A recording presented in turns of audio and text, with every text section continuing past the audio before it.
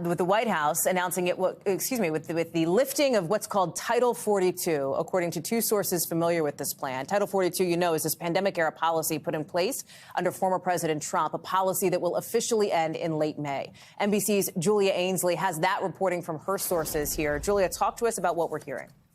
So Title 42, Hallie, was put in place by the Trump administration and had long thought to be lifted early on in the Biden administration, that this wasn't necessary to stop the spread of COVID, to keep immigrants from coming across the southern border. It's been in court battles for a long time now, and now we are understanding that the CDC has said that they believe Title 42, which is their authority to implement, can lift at the end of May. That means families coming across the border with young children. It means even single adults can cross the southern border and claim asylum. It means a return to the status quo of our asylum system that existed pre-COVID. Now, what that means for officials at DHS is there might be some scrambling going on. They say that they want to do a phased approach so that they aren't overwhelmed by the resources at the border. I've also had some sources say that maybe this is giving people too much lead time and might encourage them to leave their homes in Central and South America to see if they can now come by May 23rd. But of course, the advocacy community says this is long overdue.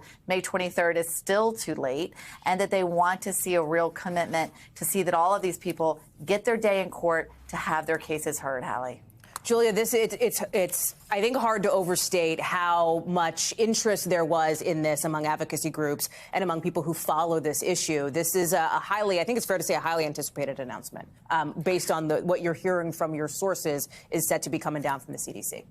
Highly anticipated, but I can't tell you how often we've been reporting that they were just about to lift it. I remember the July 31st, 2021 deadline we were all expecting, and then there'd be another wave, or there might have been a surge in immigration, and there was speculation that perhaps they were keeping it in place just to keep those numbers down. Now, as we're starting to get into a less restricted COVID environment across the country, this is lifting. And it really got into the public eye with Ukrainians, as you know, Hallie. Some Ukrainians were at first turned back at the border because of Title 42.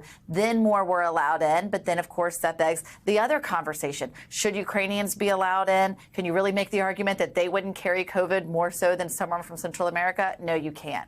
And so things started to fall apart when you say that this was just for the purpose of public health. Yeah. And that, as well as the court orders, are causing this now to all be reviewed and now we know should be lifted by late May.